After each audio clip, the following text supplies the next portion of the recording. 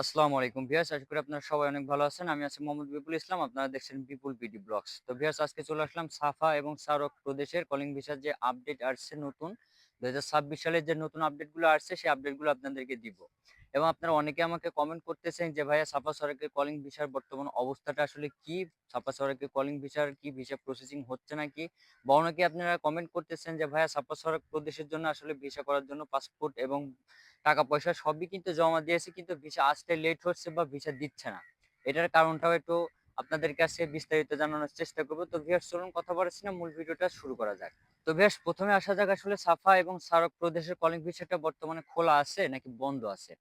সেটা হচ্ছে সাফাস এবং সারক প্রদেশের কলিং ভিসাটা কিন্তু আসলে খোলাও নাই, আবার কিন্তু বন্ধও কিন্তু নাই।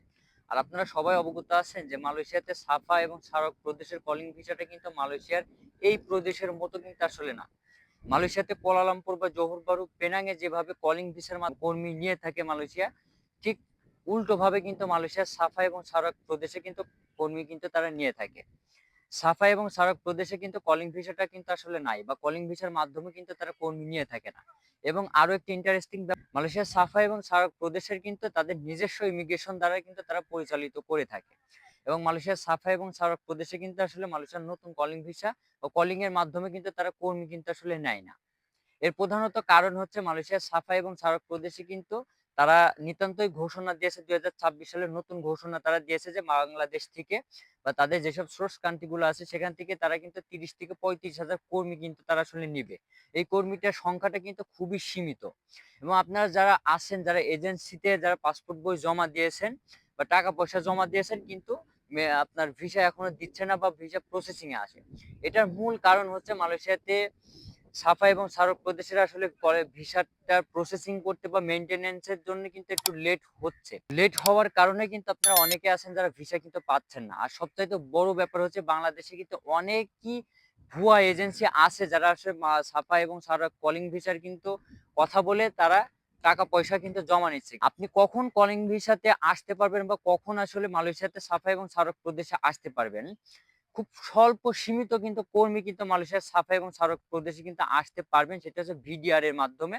ভিডিআর এর মাধ্যমে আপনারা ভিসা প্রসেসিং করে কিন্তু আসতে পারবেন। এখন প্রশ্ন হচ্ছে সাফা এবং সার্ক প্রদেশে কলিং ভিসা আসলে খোলা নাকি বন্ধ আছে? এটা আসলে বলা দুষ্কর। তার কারণ হচ্ছে মালয়েশিয়ার সাফা এবং সার্ক প্রদেশের কলিং ভিসা না আছে খোলা, না আছে সম্পূর্ণভাবে বন্ধ।